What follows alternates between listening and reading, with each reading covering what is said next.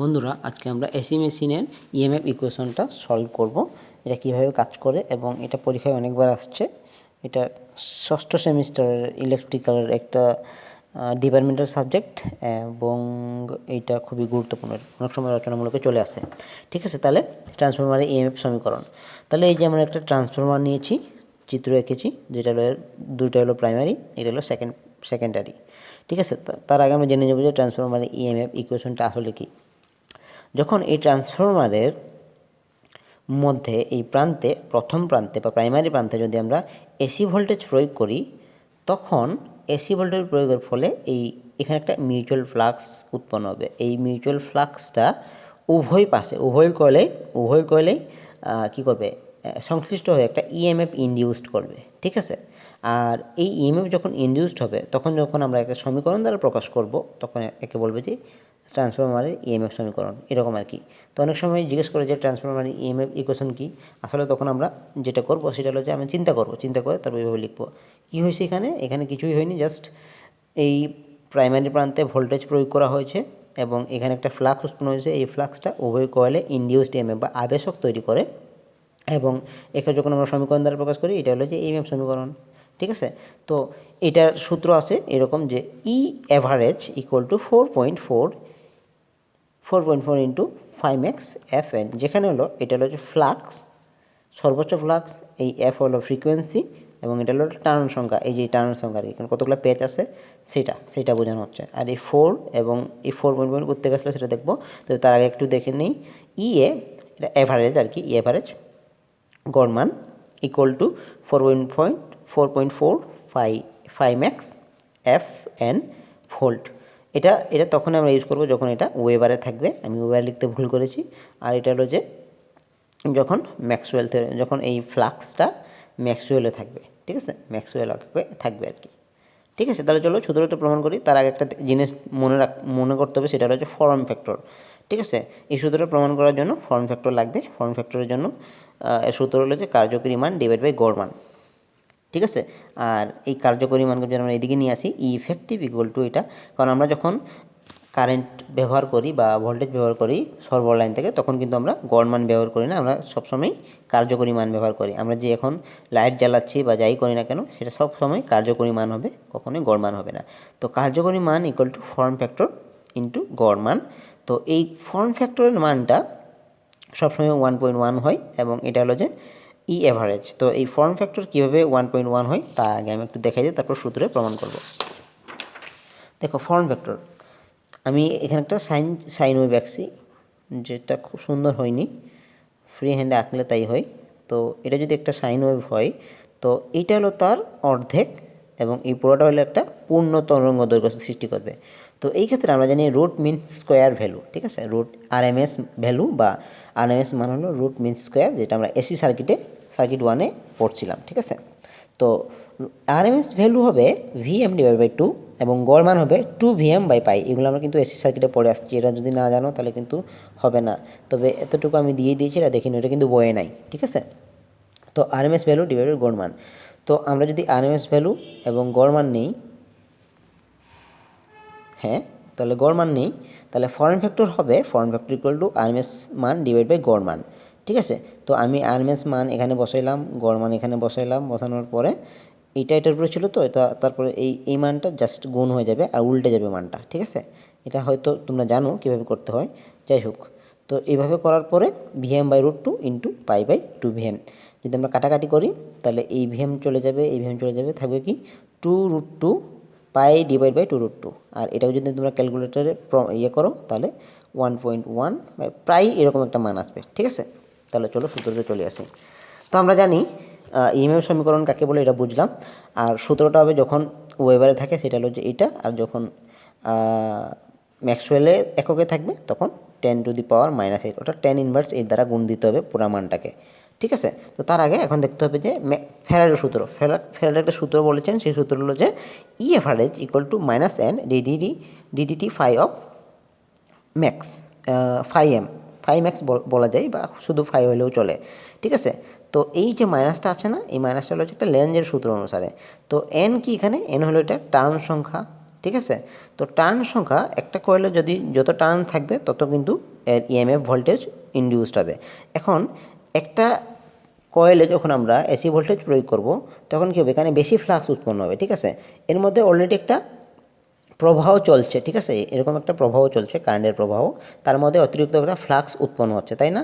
তো দুইটা প্রবাহের মধ্যে একজন আরেকজনকে যখন বাধা দেবে লেঞ্জের সূত্র অনুযায়ী, তখন এটাকে এই যে বাধাটা প্রদান করবে এই মাইনাস এনটা মূল প্রবাহকে বাধা প্রদান করবে। অর্থাৎ যখন ফ্লাক্সটা উৎপন্ন হবে এখানে অলরেডি এখানে একটা কারেন্টের প্রবাহ চলছে, তার মধ্যে আর একটা ফ্লাক্স। তো যখন এইটা ওই ফ্লাক্সকে বাধা দেবে বা টার্নের সংখ্যা বাধা দেবে, তখন এটাকে মাইনাস চিহ্ন দ্বারা প্রকাশ করা হচ্ছে। জাস্ট কথার কথা, জাস্ট মাইনাসটাকে আমরা লাস্টে স্কিপ করব, কিন্তু আমরা এটা সূত্রের যেহেতু ছিল সেই জন্য ইউজ করলাম।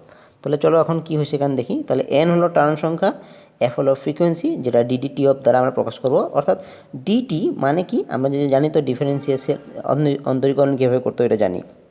তাহলে ফ্রিকোয়েন্সি সমান ডিটি মানে ক্ষুদ্র পরিবর্তন। এখানে একটা ক্ষুদ্র পরিবর্তন আমি বোঝাচ্ছি আস্তে আস্তে করে। এটা হলো যে ফাই ম্যাক্স সর্বোচ্চ ফ্লাক্স ডি ফাই, এটা দ্বারা আমরা প্রকাশ করব। আর এটাকে আবার বিএম ইন্টু এ দ্বারা প্রকাশ করা হবে, অর্থাৎ ফ্লাক্স ডেন্সিটি, আর এটা হলো ক্ষেত্রফল।